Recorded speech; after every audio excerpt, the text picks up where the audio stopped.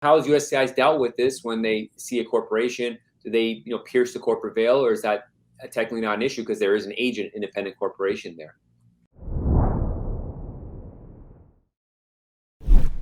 So USCIS would challenge if they see the ownership is 100% owned by the O-1 beneficiary. So you really have to do this analysis and really separate between the O-1 petitioner and the O-1 beneficiary.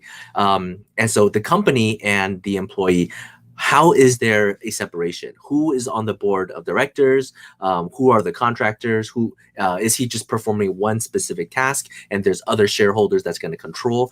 And every case is different, right? And so people who really have nobody that's going to be supervising them and they're just completely doing it on their own, then we structure it in the form of a contract, right? It's these other US businesses that's hiring this corporation to do this particular task. And once it's over, then the O-1 is over, then they leave, right? And so there's a lot of different strategies and depending on most cases. Now, what I would say as an encouragement is most people maybe start out saying, there's absolutely nobody who can help me. I'm on my own. Can we do a self-petition? That's how it always starts. But after some exploration, right, we find out, oh, you do have a relative that's willing to invest in your company. You're not just all alone. Okay, well, how much are they willing to invest? And what kind of shares are you going to give them? And then upon further negotiation, you find out, oh, there's another strategic partner that's willing to join your company. And honestly, if you're going to set up a whole company, if you're going to do this O-1, chances are people are not doing it alone. There is a body and there's a group of people that's all willing to help.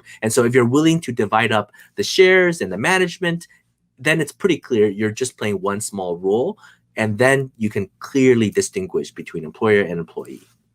These people, they're so caught up in their work and their specialty, and especially if they're in that, they're not going to think about this corporate stuff until you really start talking with them about it. And I've seen this too, where you talk about something, they're like, no, and then within an hour they call you, email you, they're like, oh wait, there's this. All of a sudden, all these options open up. So having that conversation, asking the right questions is really the key, and the rest kind of unfurls itself in front of you. Right. And the most important thing is just to know that this is an option, right? Don't be so closed as saying, well, O-1, you need a but you need a petitioner. Well, nobody's willing to petition you, so you close the door, right?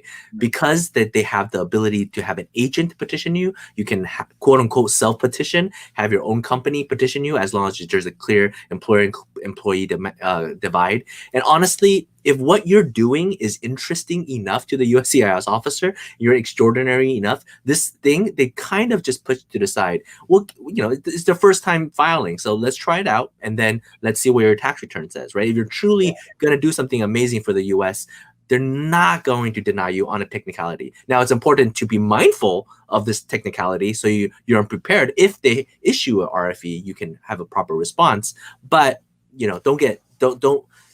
don't take no for an answer. Find the solution.